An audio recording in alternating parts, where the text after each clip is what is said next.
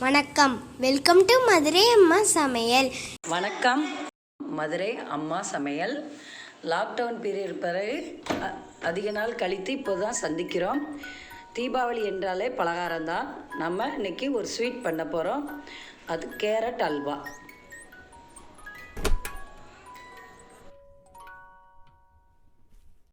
நலமுடன் வளமுடன் வாழ்க. இன்றைக்கி நம்ம கேரட் அல்வா பண்ண போகிறோம்.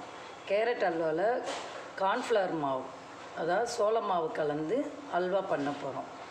முந்திரி, பாதாம் எல்லாம் போட்டு பண்ணலாம். நான் இன்றைக்கி பாதாம் மட்டும் போட்டு பண்ண போகிறேன். அதுக்கு தேவையான பொருட்கள்: அரை கப் நெய், 1 கப் கார்ன்ஃப்ளவர் மாவு, 1.5 கப் ஜீனி, 1 கப் அளவு கேரட் ஜூஸ். அந்த கேரட் ஜூஸ் அடிக்கும்போது 2 ஏலக்காய் சேர்த்து அடித்தா நல்லா ஸ்மெல்லாக டேஸ்ட்டாக இருக்கும். தேவையான அளவு பாதாம், முந்திரி எடுத்துக்கலாம். நான் இன்றைக்கி பாதாம் போட போகிறேன்.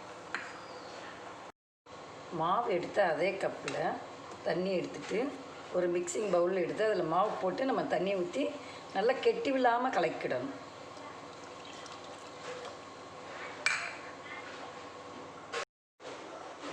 அடி கனமான ஒரு பாத்திரம் எடுத்து அதை நம்ம அடுப்பில் லைட்டாக சூடை ஏற்றிட்டு ஃப்ரீ ஹீட் பண்ணிவிட்டு கலக்கி வச்ச கார்ன்ஃப்ளவர் மாவை சேர்க்குறோம்.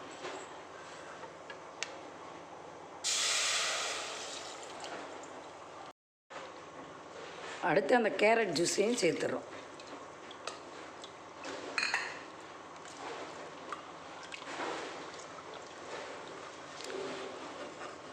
கட்டி விழுகாமல் நல்லா கிண்டிக்கிட்டே இருக்கணும். அப்புறம் ஜீனியை கொஞ்சம் கொஞ்சமாக சேர்த்துறோம்.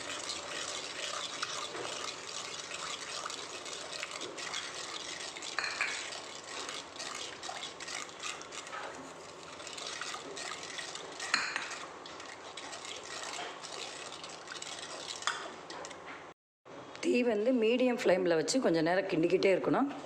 லைட்டாக கட்டி விழுந்தாலும் பரவாயில்ல. அப்புறம் எல்லாமே சேர்ந்து நமக்கு நல்லா சாஃப்டாக வந்துடும். கைவிடாமல் கிண்டிக்கிட்டே இருக்கணும்.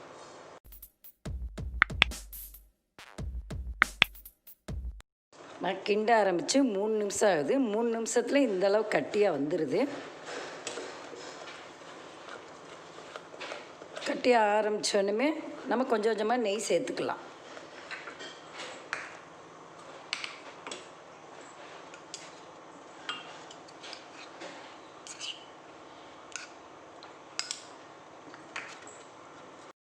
பாருங்கள், 5 நிமிஷத்தில் எவ்வளோ கெட்டி ஆயிடுச்சுன்னு. திரும்ப கொஞ்சம் நெய் ஊற்றிக்கிறேன். நான் கிண்ட ஆரம்பித்து மொத்தம் 6 நிமிஷம் ஆகிருக்கு. 6 நிமிஷத்துலேயே பாருங்கள், நல்லா அப்படி ஒரே சைடாக உருண்டு வருதா, நமக்கு அல்வா பதம் வந்துருச்சு. லாஸ்ட்டாக 2 ஸ்பூன் நெய் ஊற்றி அடுப்பை ஆஃப் பண்ணிடலாம். இந்த ஸ்டேஜில் நம்ம நட்ஸு வறுத்து போட்டுக்கலாம். நல்லா நெய் தடவி வச்சுட்டு அல்வாவை நம்ம அதில் மாற்றிடுறோம். நல்லா கண்ணாடி பதமாக வந்துருச்சு பாருங்கள்.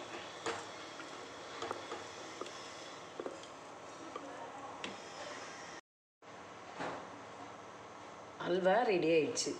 பாருங்கள் எவ்வளோ சூப்பராக வந்திருக்கு. பாதாமை பாதியாக வெட்டி வச்சுருக்கேன். இதை 2 மணி நேரம் கழித்து நம்ம அப்படியே கவுத்தி பீஸ் போட்டும் சாப்பிட்லாம். இப்படி ஸ்பூனில் எடுத்தும் சாப்பிட்டுக்கலாம்.